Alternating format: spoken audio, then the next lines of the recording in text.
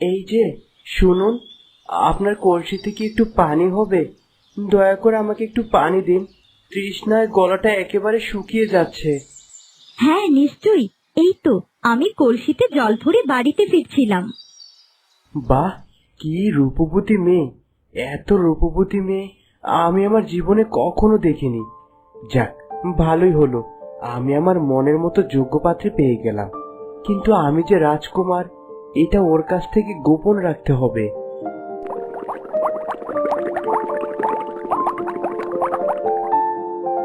আচ্ছা, আপনি কে বলুন তো? এই রাজ্যে আপনাকে আগে কখনো দেখিনি। আমি একজন বণিক, জাহাজে করে ব্যবসা করতে যাচ্ছিলাম, আর আমার জাহাজ এখানেই ভিড়লো। ভাবলাম একটু জায়গাটা ঘুরে দেখি, তখন হঠাৎ করে পানির তৃষ্ণা পেয়ে গেল। আপনার সাথে পরিচিত হয়ে খুব খুশি হলাম বণিক। এখন আমাকে বাড়ি ফিরতে হবে, আমার মা বাবা আমার জন্য দুশ্চিন্তা করছে। তোমাকে আমার খুব ভালো লেগেছে, দয়া করে যদি তোমার নামটা আমাকে বলতে। আমার নাম বনলতা। বনলতা? খুব সুন্দর নাম। বনলতা, তোমাকে প্রথম দেখাতে আমি খুব ভালোবেসে ফেলেছি। আমার বাবা মা অনেকদিন ধরে আমার জন্য পাত্রী খুঁজছে। যদি তোমার কোনো আপত্তি না থাকে, আমি তোমাকে স্ত্রী হিসেবে গ্রহণ করতে চাই। আমার বিয়ের ব্যাপারে আমি কিছুই জানি না, যা জিজ্ঞেস করার আমার বাবা মাকে জিজ্ঞাসা করুন। আমার বাড়ি কাছেই, এখন আমাকে বিদায় দিন। তুমি আমার মন কেড়ে নিয়েছো বনলতা। প্রথম দেখাতেই তোমাকে এতটা ভালোবেসে ফেলবো ভাবতেও পারিনি। ঠিক আছে, যত তাড়াতাড়ি সম্ভব তোমার বাড়িতে আমি বিয়ের প্রস্তাব নিয়ে যাব।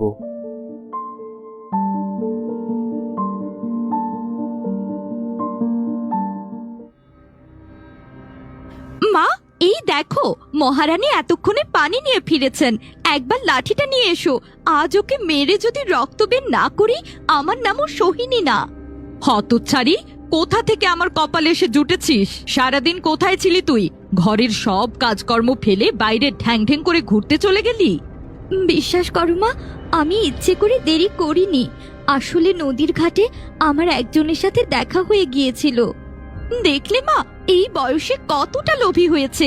যেই দেখেছে একটা ধনী বণিক, সাথে সাথে একেবারে পেছনে লেগে পড়েছে। বিশ্বাস করো, আমি কিছুই করিনি। ওই বণিক নিজে থেকেই আমাকে বিয়ের কথা বলেছে।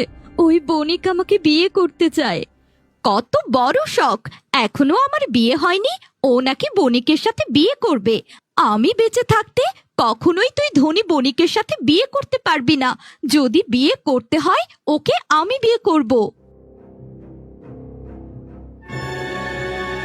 মেরো না মা, আমার বড্ড লাগছে। দয়া করে তুমি আমাকে আর মেরো না মা। বিয়ে করবে তাই না? তোর খুব শখ বিয়ে করার। তুই যদি বিয়ে করে এ বাড়ি থেকে চলে যাস, তাহলে বাড়ির কাজকর্মগুলো কে করবে? তাছাড়া আমার মেয়ে সোহিনী থাকতে আমি তোকে কোনো বড় লোকের ঘরে বিয়ে করতে দেব না। তোমরা এসব কি করছো? বনলতাকে এভাবে মারছো কেন? না না, ওকে ছেড়ে দাও বলছি, এখনই ছেড়ে দাও, তা না হলে কিন্তু খুব খারাপ হয়ে যাবে। চলে এসেছে একেবারে বনমালা অন্তঃপ্রাণ। নিজের নাতনির প্রতি কোনো টান নেই, সারাক্ষণ শুধু বনলতা আর বনলতা। আপনি জানেন বনলতা কি করে বেড়ায়? সে নদীর ধারে দাঁড়িয়ে দাঁড়িয়ে এতক্ষণ বণিকের সাথে প্রেম করে বেড়াচ্ছিল, আর বণিক নাকি ওকে বিয়ে করবে। তাই নাকি? আমার বনলতার বিয়ের সম্বন্ধ এসেছে। এত আগুনের মতো রূপ কোনো বণিক পছন্দ না করে কি আর থাকতে পারে? বুড়ি, এখনো সময় আছে।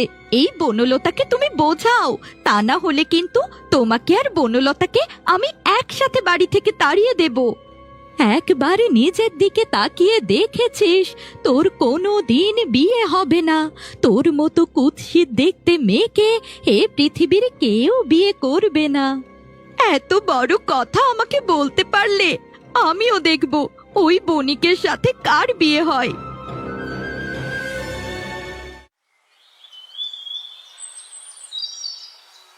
আজ আর কিছুতেই বাড়ি ফিরবো না। এত অন্যায় অপমান আমি আর নিতে পারছি না। প্রয়োজন হলে যেদিকে দু চোখ যায় সেদিকেই চলে যাব।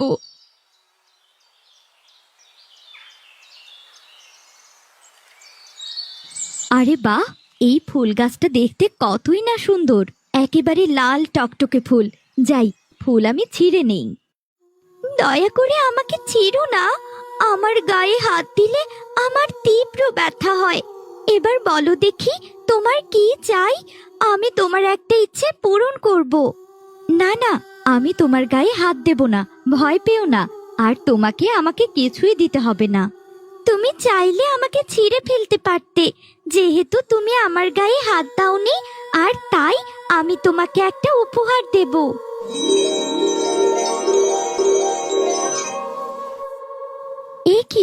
এ কি করে সম্ভব? আমার গায়ে এতগুলো গয়না কোত্থেকে এলো? নাও বন্ধু, এ আমার তরফ থেকে তোমার জন্য উপহার। আসলে আমি কোনো সাধারণ ফুল গাছ নই। একটা সাধু আমাকে মন্ত্র বলে এখানে পুঁতে রেখেছে, আর তাই আমি একটা জাদুর গাছে পরিণত হয়েছি। এই গয়নাগুলো নিয়ে তুমি বাড়ি ফিরে যাও, তোমার বিয়েতে সোনাগুলো কাজে লাগবে।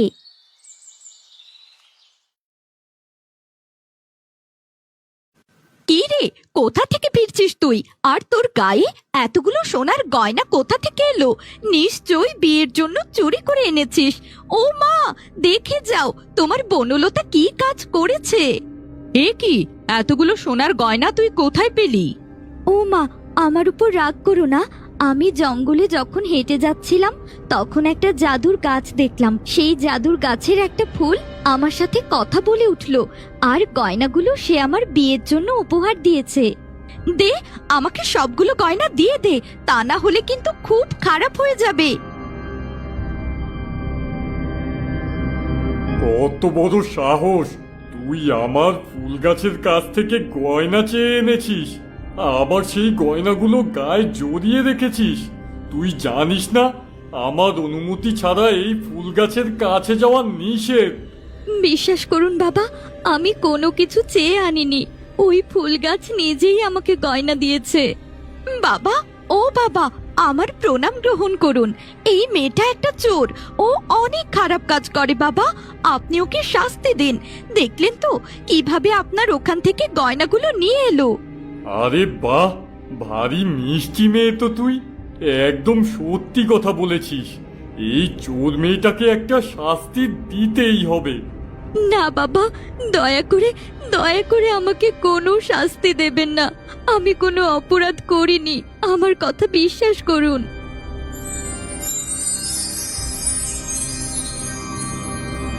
আমার গাছের কাছে গিয়ে তুই গয়না চেয়ে এনেছিস, এখন আমি নিজেই তোকে একটা ফুল গাছ বানিয়ে দিলাম। এবার বুঝবি কত ধানে কত চাল। একদম ঠিক কাজ করেছেন বাবা, ওর মতো মেয়ের এমন শাস্তি পাওয়া উচিত। ও বাবা, আমার মেয়েটাকে আপনি একটু সুন্দরী করে দিন বাবা।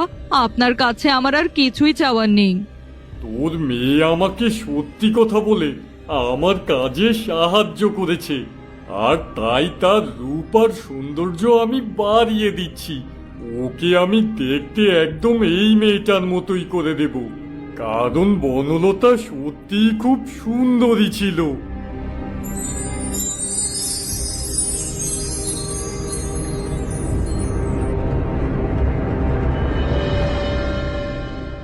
এ কি সোহিনী, তুই তো দেখতে একদম বনলতার মতো হয়ে গেছিস।